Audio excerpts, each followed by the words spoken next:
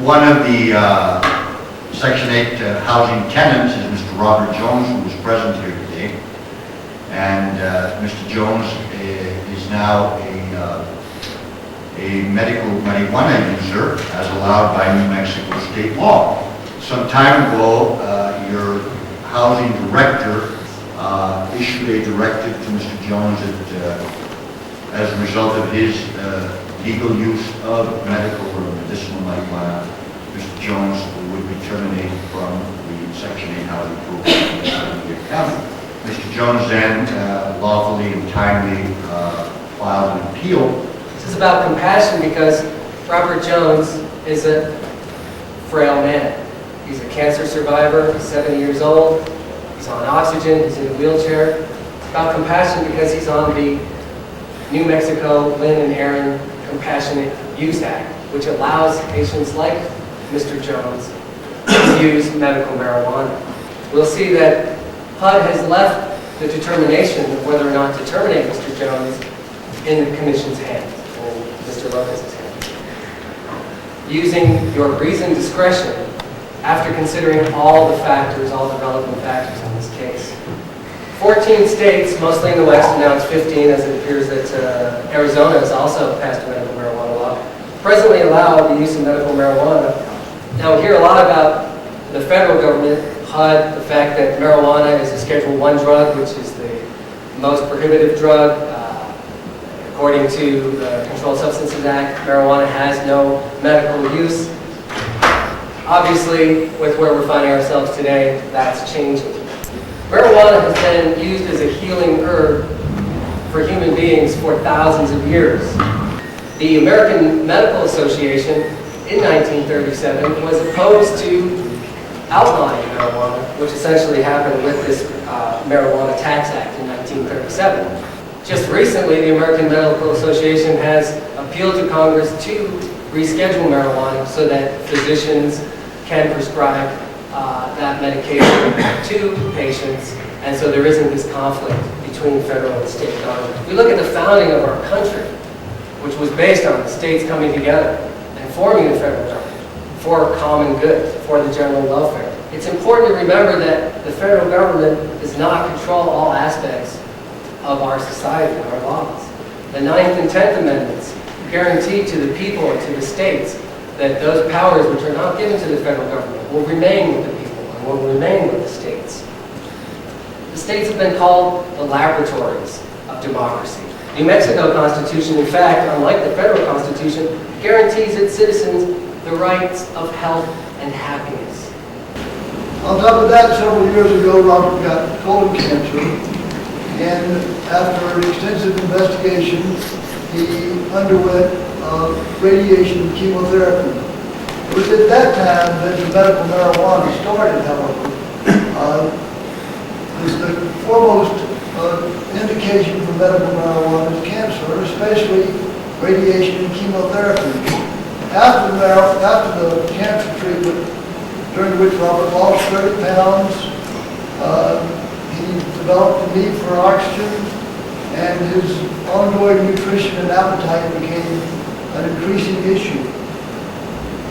He's got a courageous spirit, but his illness has taken a toll, and he's a man who can no longer smoke, I think, but is able to take marijuana in the oral forms, and it seems like it's critical for he's on the edge with his nutrition, and his nausea and his vomiting and lots of pains. But it seems like it works for him, and it's been critical all along. I'm just here to testify that I spend 45 plus hours a week with this man. I see how the medicine helps him. My job is to keep him alive with marijuana. I'm doing that. On the first day that Robert came to rent my house, he showed me his license, which permits him to use marijuana. And what I suggested that he do at that time was to notify the district attorney and the chief of police and the state police, because I thought that would be more of an issue. I think he did all of those things. So it's clear that from the first day, everybody around him, he's open and obvious about his use. He hasn't hiding it from anybody. He's been a great tenant. He bothers nobody. He's actually been very active. I think he's getting less active now because of his medical problems. But he's been very active in the community. He's been good for the community. I have known Mr. Jones for over 7 years.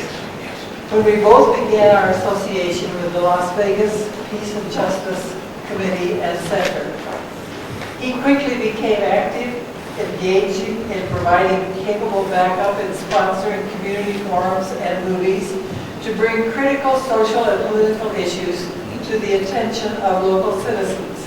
After the diagnosis of cancer and an extended and physically challenging course of treatment, he began his slow recovery from the long and despairing period of uncertainty as to what the future would hold. He is now faced with the very daunting possibility of termination of his assistance in housing because of his legally approved use of marijuana for medical purposes. I know Robert Jones to be a responsible, intelligent, and morally ethical and uncompromising citizen of this community. Robert's health has taken a toll, but I can tell you, I can stand before you and tell you that he is a man, a trustful man, a law-abiding man. He's not breaking any rules. He has no criminal records. Mr. Jones' use of medical marijuana is legal. I think we would be doing an injustice to Mr. Jones if he was kicked out of section housing. I believe it would be immoral. So I'm hoping that the county commissioners will overturn the decision and find reasoning and compassion to allow Robert to stay in his home.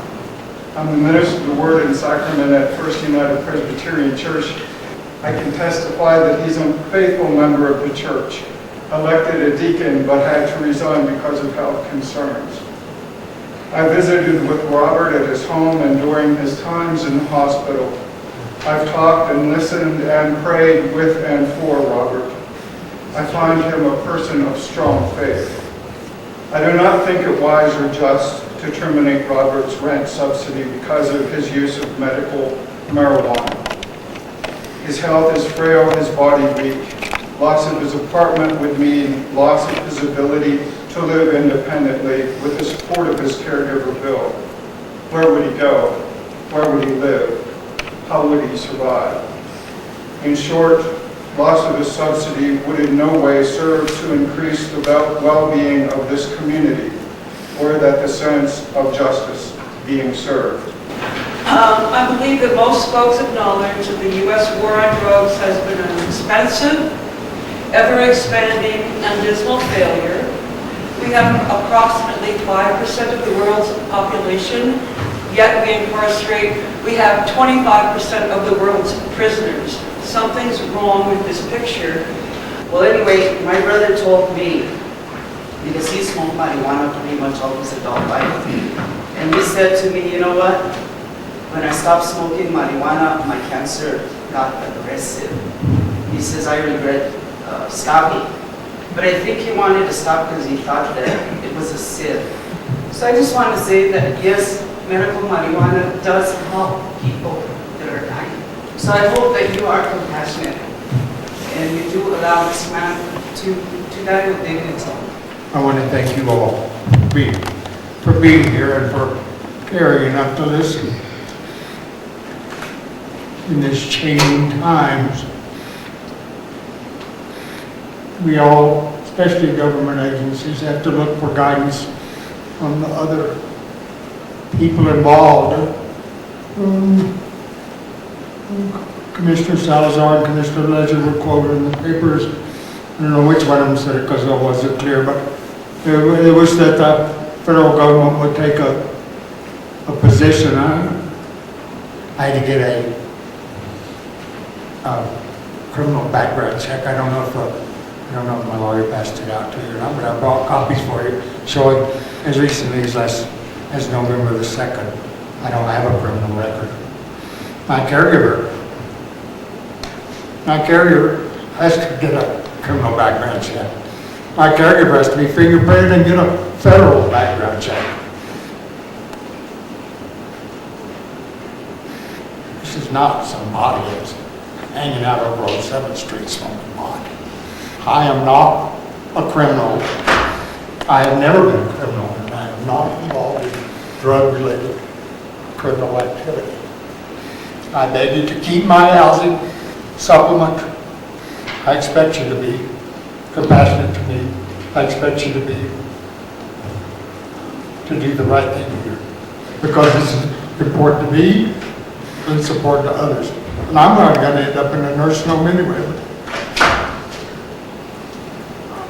A friend of mine on the program, and I only know about 3 people on the program. Blew his head off about 6 months ago. And so, to keep him going into a nursing home, I don't think I'm brave enough to do that. I'd like to stay in my house a little while longer.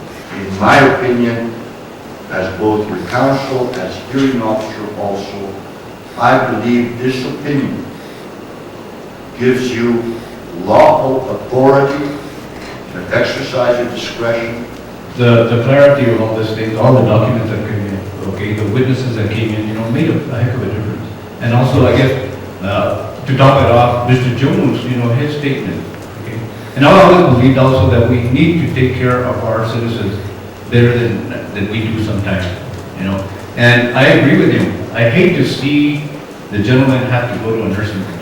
I would like to have the commission rescind the director's order and allow Mr. Jones to live there. And, also, we'll take care of the other situations as they come up. If it comes up that we have to do something, maybe it's that time that somebody stood up and said, well, I don't understand, we're going to fight it all the way through. And I'm sure that we'll have a lot of support from the same people that are here at this point, First of all, Mr. Jones, I want to apologize to you for having to go through this process.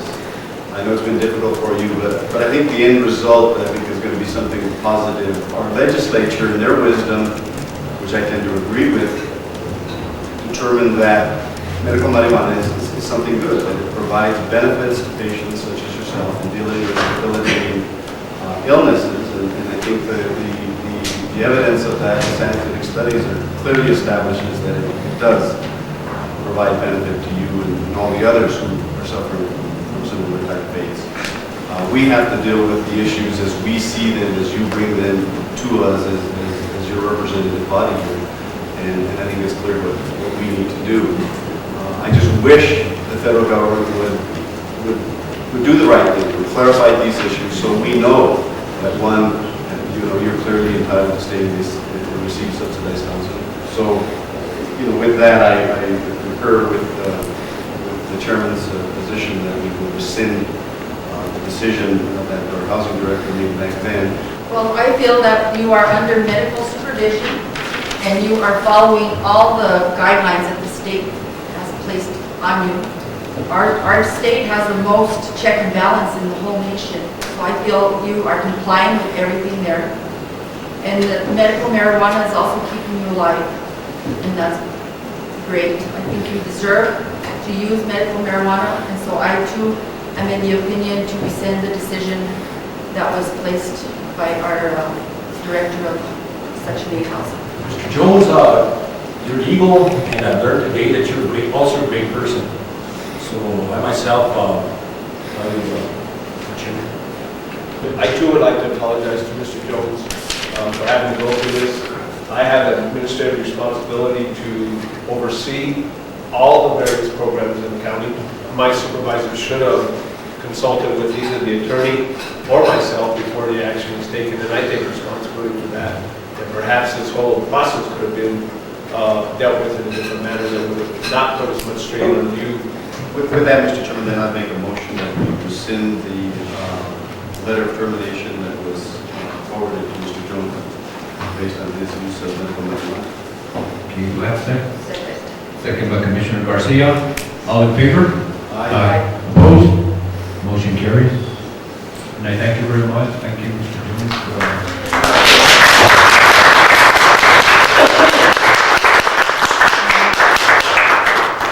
I say thank you, and may I also say that I'm not the only medical marijuana patient in San Miguel County. There's a blessed week, there were 94 of us.